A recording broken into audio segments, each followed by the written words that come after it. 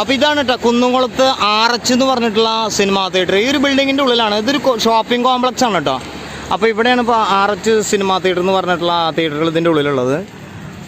അപ്പോൾ എനിക്ക് തോന്നുന്നു ഒരൊറ്റ സ്ക്രീനേ ഉള്ളൂ എന്നുള്ളതാണ് എൻ്റെ ഒരു അറിവ്.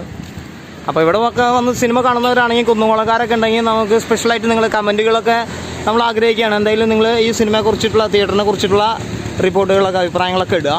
അപ്പോൾ ഇവിടെ മെഗാസ്റ്റാർ മമ്മൂട്ടിയുടെ ഏറ്റവും പുതിയ സിനിമ ടർബോ 25ാം ദിവസത്തിൻ്റെ പോസ്റ്റർ ഇവിടെ ഒട്ടിച്ചിട്ടുണ്ട്. സിനിമ ഇപ്പോൾ 2 ഷോകൾ കളിക്കുന്നുണ്ട്.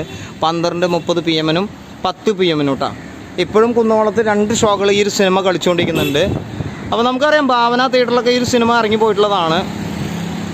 ഒരുപാട് സ്ക്രീനുകളിൽ ഈ സിനിമ കളിക്കുന്നുണ്ട്. ഇതാ ഗുരുവായൂർ അമ്പലനടയിൽ ഇവിടെ കളിക്കുന്നുണ്ട് 2 ഷോ 3:15 PM 7:30 കേട്ടോ. അപ്പോൾ ഈ കാണുന്ന ഈ ഒരു ബിൽഡിങ്ങിൻ്റെ ഉള്ളിലാണ് ഈ ഒരു സിനിമാ തിയേറ്റർ ഉള്ളത്. ഇതൊരു നല്ല തിയേറ്ററാണ് കേട്ടോ. ഞാൻ മരക്കാർ സിനിമ നമ്മുടെ ലാലേട്ടൻ്റെ